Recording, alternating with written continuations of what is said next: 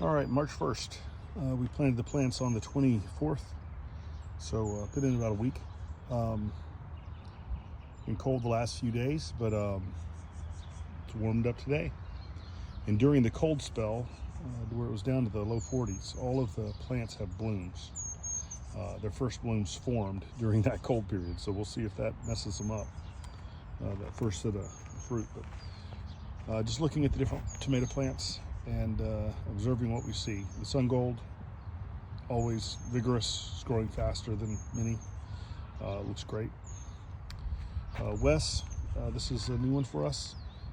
All the kind of leaves grouped down to the ground. I've been clipping off the tips to keep them off of the ground, but it's a heart variety, and I guess the drooping leaves, or the lanky kind of drooping leaves, is kind of a thing. Bear Creek. This one's new for us.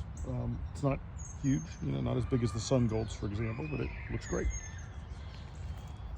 Rose de Berne. This one looks like the most vigorous plant of the bunch. That was the way it was from seed in the cups. It continues to be a very rigorous growing, healthy, thick stemmed plant. Federle is paste tomato, droopy leaves, also kind of like the West. It's fine. Lillians yellow is smaller than the others. It's compact.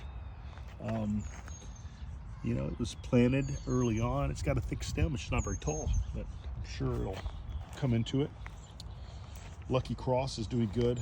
Big plant, thick stem. Black Krim looks healthy. We've got a Ron's Carbon copy. That's a nice cherry tomato we grew in the past. Got a bunch from it. It's kind of in the worst spot of the garden where it gets a little more shade, but it's cherry, so it does pretty good. And Ginny's purple. That one started a little later than all the other plants, but it's caught up. It looks pretty good. A little smaller. This one is a Thornburn Terracotta. First time. Pretty big plant. Looks good. Cherokee purple. We love them every year. It's usually one of the earliest beefsteaks that we get, and one of our favorites.